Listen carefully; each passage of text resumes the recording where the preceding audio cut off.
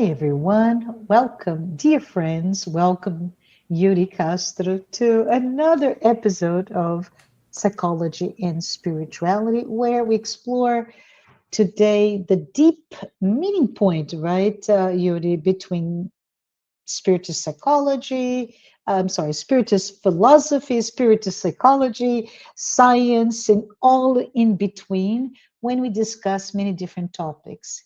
Just as a reference, last episode we discussed why we chose our families, right? So we chose them, and how family bonds served as a school for emotional growth and more awakening.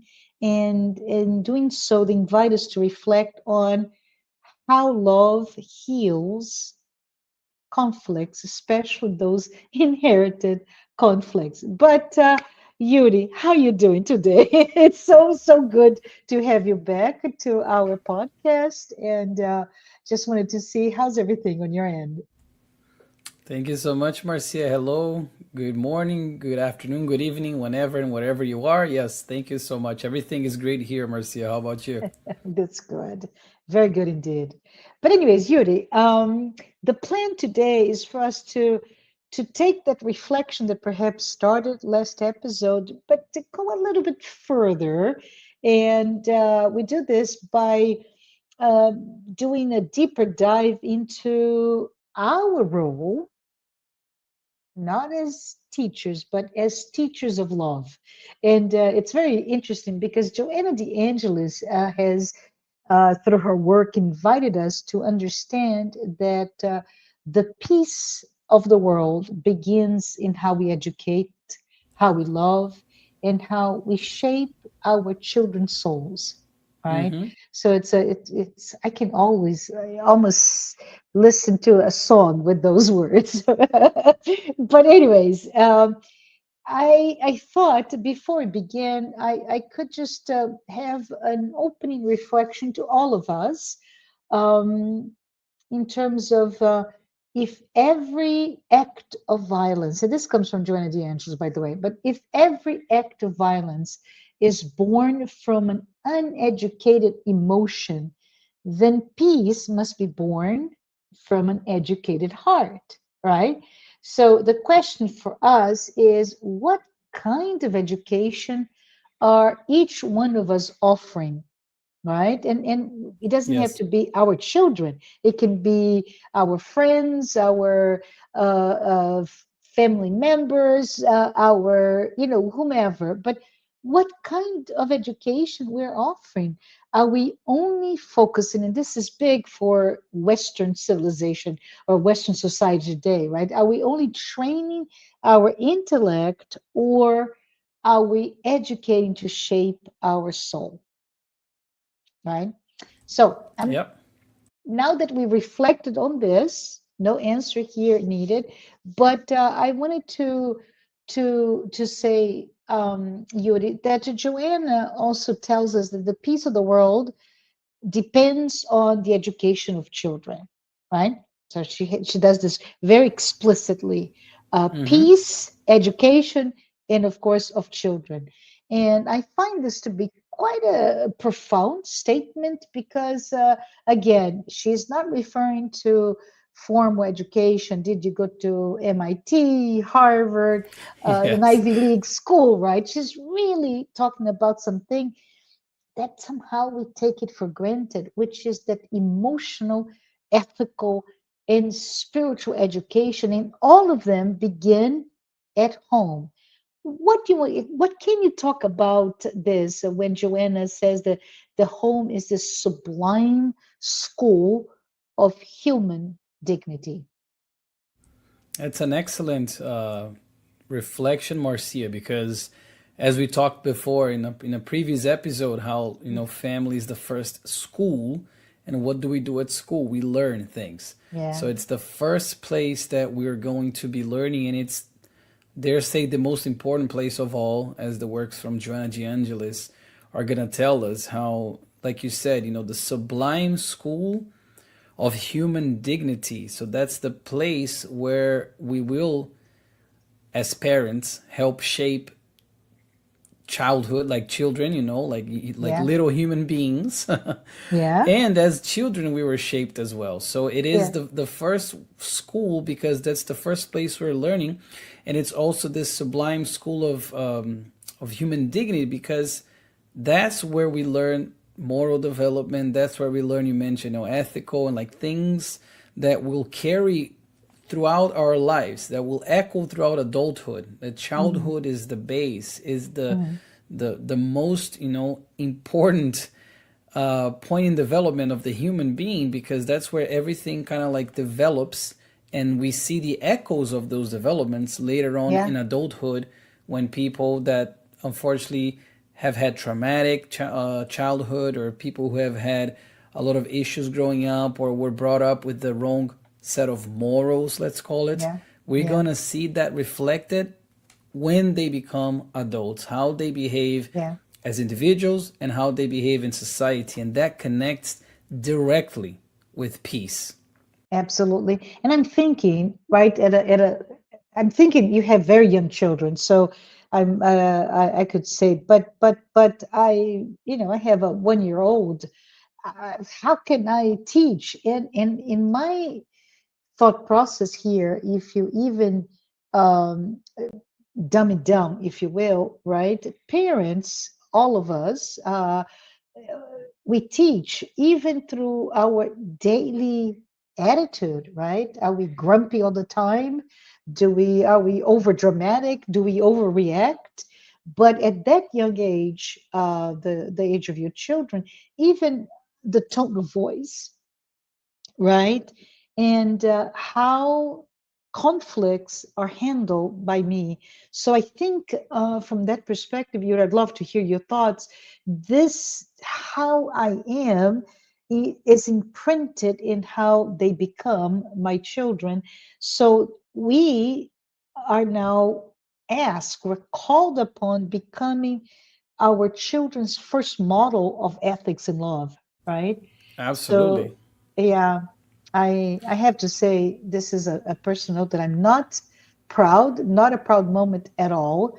But when my child, who's now an adult, right, was maybe 4, and of course my native tongue, my native language is Portuguese. I was living in this country for a very short period of time, and whenever I was, and I did not realize I was doing this, but whenever I was really angry, I would just start pacing and utter words in not so good or nice words in Portuguese, and I'm just go, oh, oh, oh. So my daughter's teacher came to me one day and she said, "Can you tell me?" And she uttered those words phonetically speaking. "What does it mean?" Because your daughter just keeps doing and that's when it just, it floored me. Oh my goodness, right? I am so Yes. happy that happened so I could be very present and look at myself in those moments when you lose, you lose your ability to manage in a better way conflicts or whatever day-to-day issues. But thank you for sharing that, Marcia. I'll share one as well, because after all, we are Yeah, still learning, we're still growing, we're yeah, still imperfect, from the spiritual standpoint. So, and I'll preface by saying what I learned in my doctorate degree with a professor from child psychology. He said that more is caught than taught. So with children, yes, meaning they caught in the past tense, right? So they catch yeah, more from observing you than from what you're actually telling them. So if you're yeah, preaching something over and over and over, but you're doing the opposite, or you're doing something that it's completely different than what you're preaching, rest assured your child will do whatever it is that you're doing, because as you said perfectly well, those could be parents, grandparents, whoever, those who take the role of the care, the caretakers, the caregivers, those who raise the children, those are the role models. And by role model means they will look up to you. They will try to, like you said, imitate you when you're doing like the huffing and puffing and saying not such elevated words in Portuguese. Your 4-year-old Yeah, picked up on that, and yeah. I had a similar situation I'll share as well, because again, we are imperfect, so let's please remember that. Yes, But please. when I get very, very, very upset, to the point like very, very upset, I usually punch the table. So like I do a Yeah, fist and I yeah, punch the table. yeah, yeah, And one day I saw my son, my 2-year-old son, doing that. And yeah, I'm like, wow, he barely see me do he has seen me do that, but even at such an early age, yeah, he made a fist and he punched the tip exactly like me, and my wife just looked at me and I said, yeah, yeah, that one is on me. It's for me yeah, to be more vigilant, but more is yeah, caught than taught. Doesn't matter if I tell him you can't punch the table when you're upset.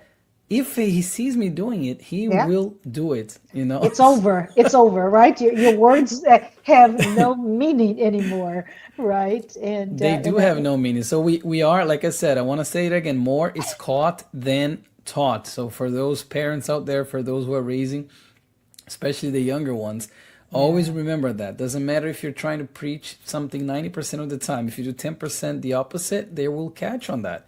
They yeah, will definitely pay attention, because yeah, children are more perceptive than we give them credit for. And I think that's yeah, another very interesting tidbit, perhaps, or asterisk to make in this conversation, when we're saying, the home as being, the family being the sublime yeah, school of human dignity, where peace begins, and all those things, because whatever it is that we're doing, they are going to pick up on that, even if they're little, yeah, because that's a mistake a lot of parents make, where yeah, they think that because they're children, like my two sons, one is 6, the other is 2, if the fact that they cannot fully express themselves yeah, doesn't mean that they're not paying attention to what I'm saying, what I'm doing, to what my wife is saying, or what she's doing. Even if they can't necessarily imitate the words, they are paying attention to how you behave, the tone of yeah. voice, like you said, the intention, and all those things. So that's like a little like warning, I guess, for For all all the of us, a parents big out there, alert, red flag, please don't do it. And in fact, in social learning theory, we find that let's say if I, as the parent, am patient, I'm honest, I am cooperative, my child will Mhm. internalize that as a value, right? And no longer as you need to be patient as a command, but as an emotional truth. And I think this is quite important for all of us to think about it. And maybe we can also pivot to something that the Spirit's book tells us, that childhood is this period of innocence, right? And what Yeah. that book is referencing is that the spirit is still malleable, it is still Hmm. receptive to moral guidance. So it's an incredible opportunity for re education, a second chance, if you will, for Yeah. the spirit.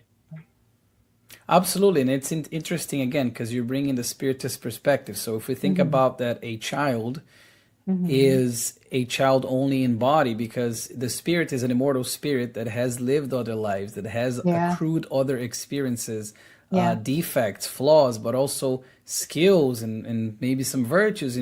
So we have to remember that. But the thing which is so interesting is that there's this malleability. They're more pliable when they are yeah, young. Therefore, it is a double responsibility, because you are now, as the again as in the viewpoint of the parents, or the yeah, whoever is raising the child, yeah, you are now the role model for that human being that is very much pliable, thankfully, to yeah, moral development, because that's uh, the biggest challenge is the moral development. Intellectually, they might grow just because their brains are growing, but morals, it doesn't come so naturally as them learning to talk or them learning to walk, which are normal processes that neurodevelopmentally the brain already achieves. mm, You don't need guidance to the point where moral development, that's the one where you yeah, need to be the role model. You need to be able to live what you're preaching. yeah, yeah. So one maybe a reflection point for all of us is that how we as adults may be teaching or reteaching or reliving our own childhood lessons Uh-huh. when we are interacting with our children, and that may be very unconscious, right? Where we have been imprinted, and okay, I'm now a mother, and all of a sudden, I'm doing the same, the good, the bad, and the ugly that I learned. But we can stop that, right? We have our ability to say no. For example, I was spoiled, Yuri. In a day and age that my cousins all got spanked. That's a different generation. They were spanked, yelled at, etc. This girl here never got spanked and never, ever, ever got yelled at. Can you imagine that?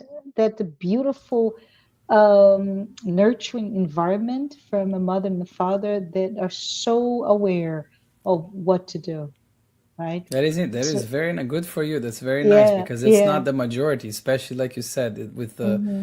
with your generation, like Yes, and it's yeah, definitely something that is not so common. It's in fact is actually uncommon, but it is interesting as well because you said we relive these yes, experiences, yeah, and a lot of the times we don't realize we're reliving. But whenever we say, yeah, "Oh, that's how my parents used to do," or "I never complained when I had to do that," or "I never," yeah, like whenever we're almost like referencing something yeah, that our parents did to yeah, us, or we are already reliving that. And a lot of the yeah, times that there is a trap in that as well that I see in my profession as a child psychologist, yeah. where parents come in and say, "Oh, but I survived this," or "I was able, I turned out Oh, fine." That's the yes, I heard biggest that thing that I before. heard. Yeah, I yeah, turned out fine. So to justify a lot yeah, of wrong behaviors or behaviors yeah. that now we know they're not really ideal. Oh, but I turned out okay. You know, to that you have to be like, okay, really, maybe, but even then, doesn't justify. Yeah, I hear you. I hear you. But maybe if we can now, change a little bit our conversation, because if we go back to Joanna de Angelis, she emphasizes that every child brings this heavy load, right? You mentioned before, a child is only a child in body, right? There is a spirit that may be Yeah. older than us. So from that perspective, Joanna de Angelis is very, uh, she says this quite well, right? This is this child. So I can you imagine your 2 year old, and he too has this heavy, and I put my hands here because I see like almost like a Hercules with the boulder, right? It's just like this heavy load of experiences from past lives, right? They also bring, just because from an evolutionary perspective, you are today the best version of yourself, right? Yesterday, in another incarnation, for example, you were not so mature as you are today, even though today you're not that good, but you're better today than you were yesterday. But so we can think in terms of that young child that came to your life as your child or whatever, you as a caretaker, that child has that heavy load, but it also brings from those experiences some nature that can be, I don't know, either capricious or generous or fearful or assertive. And those are demonstrated to you, and you even say, how come, right? Yeah. But they're really traces of a spiritual history that it comes with them. I have to tell my daughter, right? She was the oldest, and she was 2 years old, 2 years old, and she was already as assertive as you can imagine. Just she had that big voice, and and as we're talking about this, I'm thinking of her as a child and how it was very clear to me that that was not me, it was her, right? But our task, Yuri, as parents, educators, caregivers, etc., is very delicate because we perhaps should not have the right to suppress whatever you see instinctively coming out of the child, negative or positive, not suppress, but really guide them toward a sense of balance, So, question to you: how can we recognize and guide these innate tendencies without repressing a child? And I'm talking specifically the authentic child. It is a great question, Marcia, because I think a lot of the times parents, and we'll say parents from now, but of course, it could be Yeah. grandparents, uncles, Hmm. aunts, whoever is raising the child. But let's say, for the sake A of nanny, right? A nanny, a nanny, or yeah, yeah, whoever is yeah, raising that child. yeah. But let's say parents.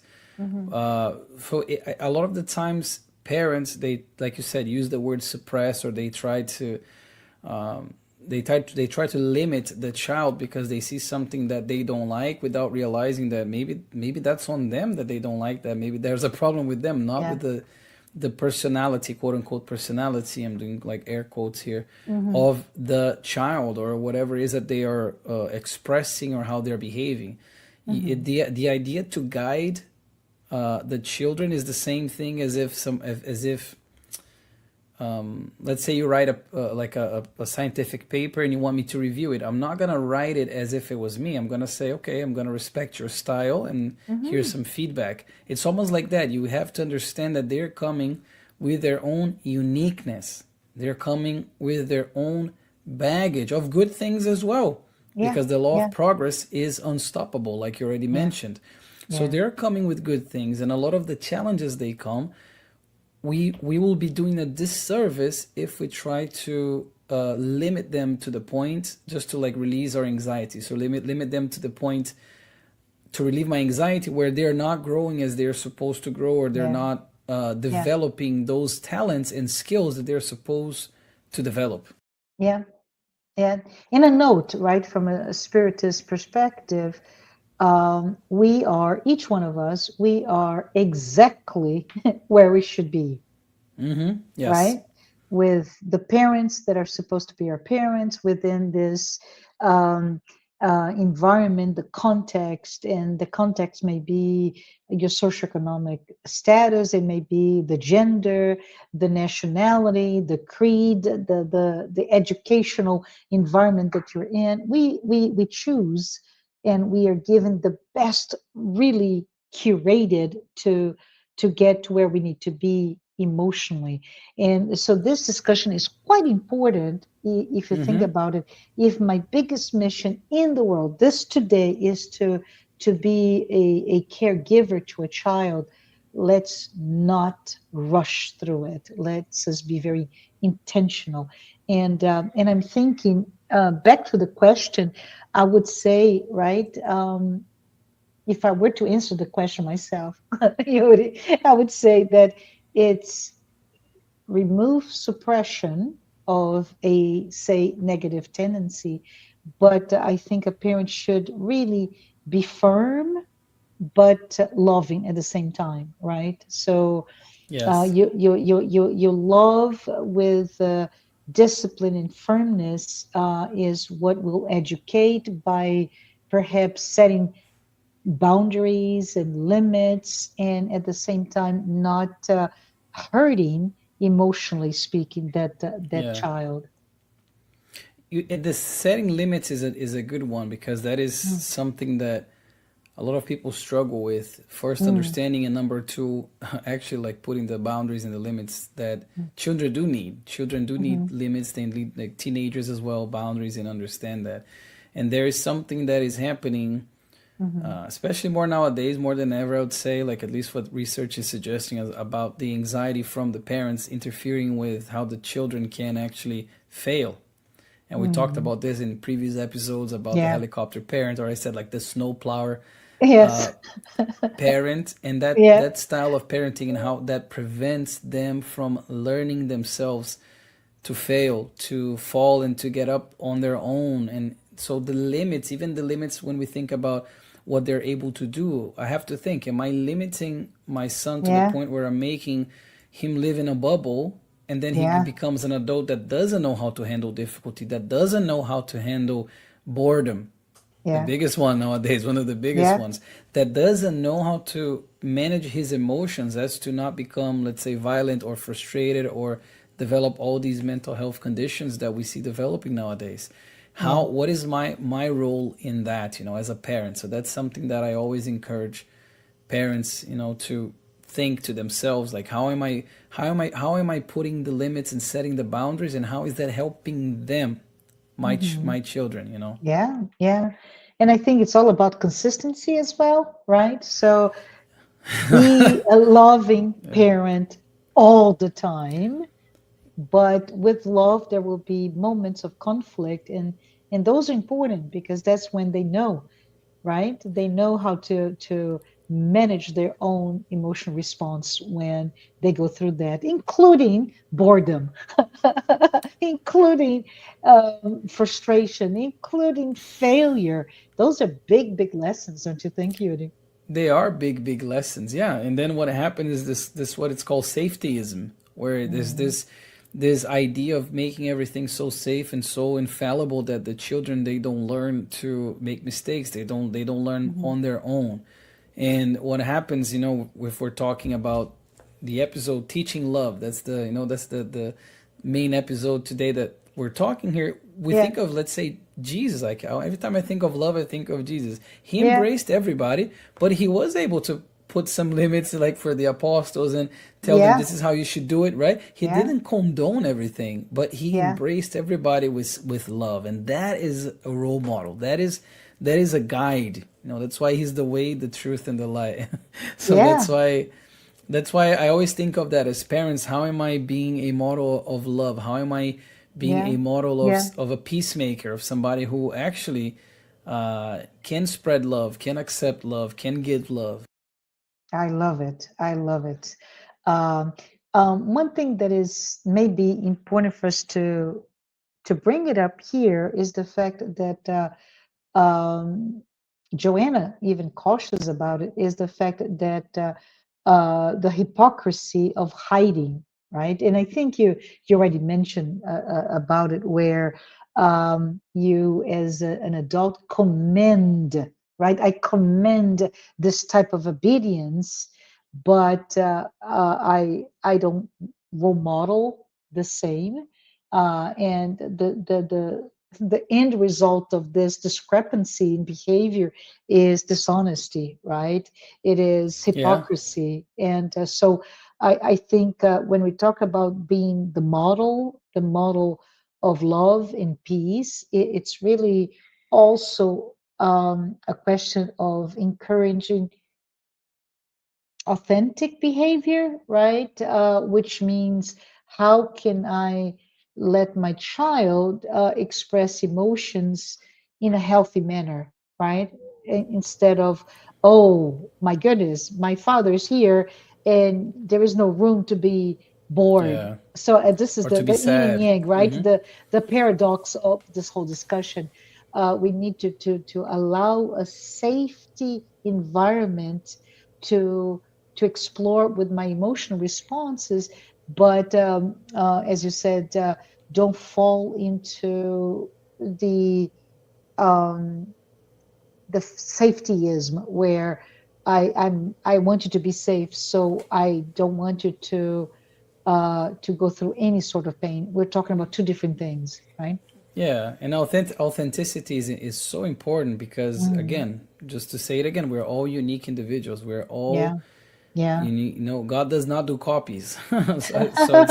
We're all unique. Snowflakes, snowflakes, yeah. We are very unique. So understanding that, even though you want your child to conform, or you want your child to be exactly as you are, that's Yeah, not that's not the case. You got to yeah, embrace whatever challenges that they have, whatever virtues they bring, yeah, understanding that this specific spirit reincarnated yeah. with you for a reason.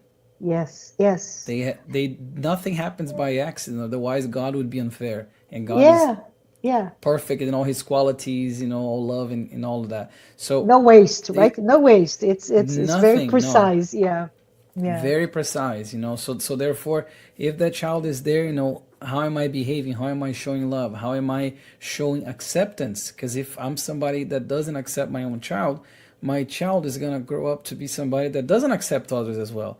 And yeah, that's when we're talking about peace. yeah, Peace. Yeah. That's it. Like that's the main thing. It's not about not having conflict. It's about the violence Yeah. when people don't like me or don't agree with me or vice versa.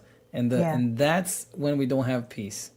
Yeah. That's a very good point. There's something else that I wanted to bring before I move on to the what you're talking about, which is educating for peace specifically. But in the Gospel according to Spiritism, I think it was chapter 14, Kardec really talks about family as this divine institution, but as a just as a reminder, right? Parents are not owners. This is big. Parents Yes. do not own their children. They're guardians of the souls that they were entrusted to them. So it's a tremendous responsibility, right? It is some we need to be very careful with Yes. that young child that is entrusted to us.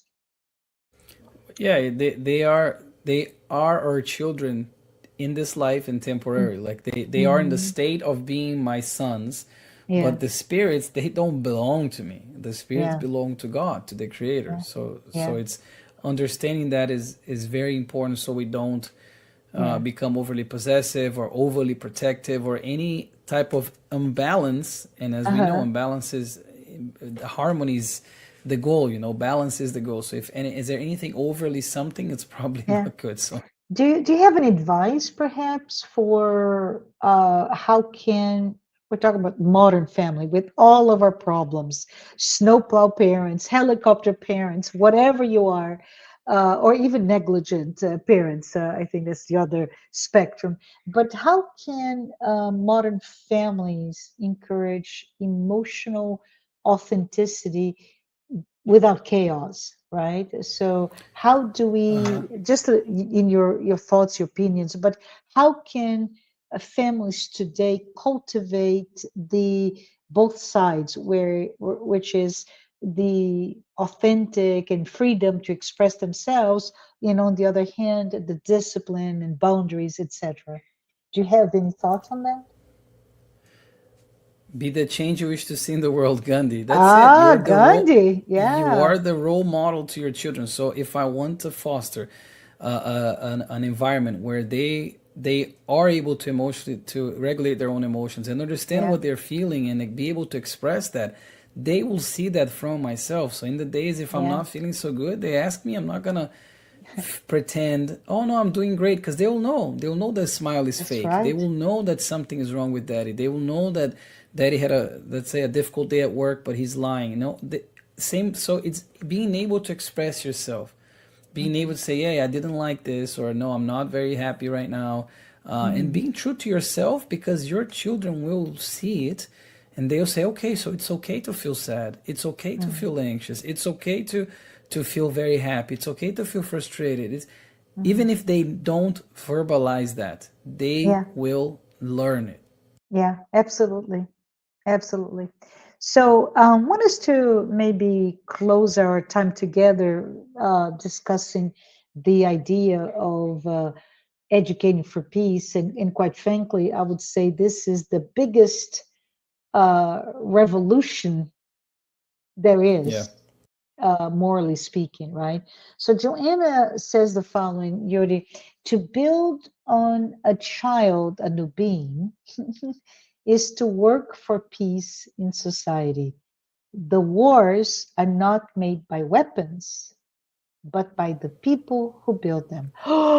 Really crazy, Yeah. right? So she's really bringing that notion that the root of war and violence should not seen by us as political but emotional, because the people that are behind the wars, right, and even to build the weapons, if they are emotionally mature they wouldn't. So if children grow up, say, this is just fictitious here, but if children grow up surrounded by competitiveness or neglect, or even this state of constant moral confusion, there will be adults, and you mentioned this before, like that. So, how can we educate for peace, Yuri? What what families, what should they be thinking in terms of what can they do Hmm. to live in that this paradigm? I'm here educating for peace. Yeah, one, I'd say within their own family, their own like families, let's say, Mm, I'll give my example, myself, my wife, my two sons. So how am I behaving? How am I teaching them? How am I educating mm, my children? mm, Same thing with the partner. Same thing with my wife, because we have to mhm. be aligned as far Yes. as educating the children and what we're showing them, what limits we're imposing, what limits we're not imposing, how we're fostering them to be authentic. How are we educating them for peace, but also outside? Because Hmm. outside they will find, like I said, others who don't agree with them, others who Yeah. mistreat them, others who hurt them, emotionally, verbally, physically. How will they handle that will depend a lot on how they see us adults handling it, how they Mm. see me, let's say, driving in traffic here in Miami, which is awful. How am I no, really, how am I Yeah. behaving here in traffic? And I say, oh, you can't curse, but I'm cursing and I'm honking and I'm, Yeah. road raging. How am I Yes. behaving out there? Because the society, like peace, starts in the home, but it's something that it goes beyond the home. And same thing with Yeah. violence. If I'm Yeah. only showing violence here, they're gonna show violence out there, and that's how this let's say the phenomena will grow, because even nowadays in the world that has still so much violence, and like you said, the Yeah. weapons, like Yeah. Joanna said so well, that like it's not the Yeah. weapon, it's like the people who are building, the people who are using them, Yeah. because there's still the violent tendency, because it all started in childhood too, Yeah. you know. And I'm thinking we can also be aware that yes, traffic is a great example, especially traffic in Miami. But right, but what about the violence that I show toward myself? Oh, as well. Right? Absolutely. How Yeah, am I handling my own failures? How am I handling my own self? Am I telling yeah, them you yeah, can't hurt yourself, but they're seeing me scream at the mirror and yeah. call myself names? Yes, So yeah, there yeah, are all yeah, these things, and traffic is one that I like to mention because it sounds so innocuous. It sounds yeah, so like inconsequential in a way, like, oh, it's just everybody gets stressed out. Yeah, but how are my two sons in the back? How are they yeah, observing me as I deal with the frustrations and the disrespect of other drivers and things like that? They are uh, observing that. They are yeah, learning that. So how am I behaving outside of the home? yeah, Am I being peaceful? yeah, Or am I disseminating anger and yeah, violence? yeah. My father, six children, so he was hyper alert with um, being that model, and he very safe, very. He was always making sure nothing goes and harm the children. But anyways, he drove. So conservatively, Yuri, so conservatively, and everybody says, "Oh my gosh, you drive so slow and just soft, right?" And often we were there in the car with him, and there'd be a car. This is Brazil, so you know how it is. So they just go and all those noises and go through them and blah blah blah, and he's still driving. And all of a sudden, right, same car that did all of this is stuck at parallel in front of the same red light. So he would take this to look at us children in the back seat, and he would say, "See, no, I have no my heart is doing okay, my blood pressure is okay, I did not waste gas, my tires are better, and my car will be longer, will be in better maintenance, Mm-hmm.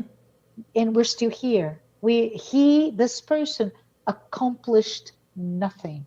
And I Yeah. think this is so interesting because I was quite young right, going to school, and he would pick us up, and this is something that happened over and over and over again.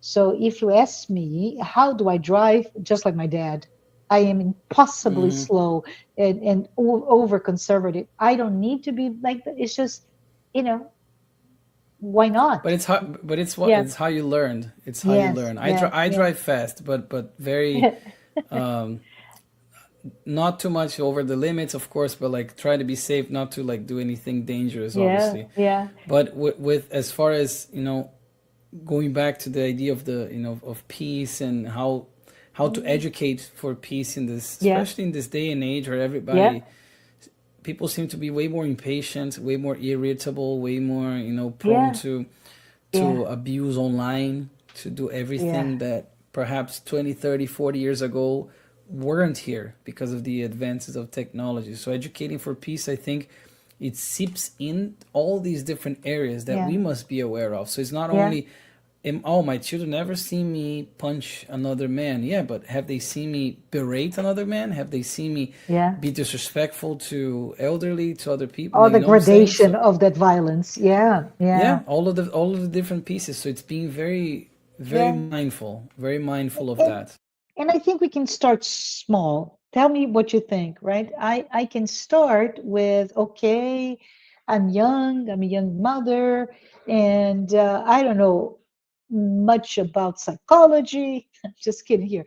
But I'm going to educate for peace. And we can start that by teaching emotional literacy, right? Because this is something that we even find in some cases where children cannot really identify or name or manage their emotions in a constructive way. So, how can we promote empathy, cooperation, if I don't know what I Yeah. feel, right?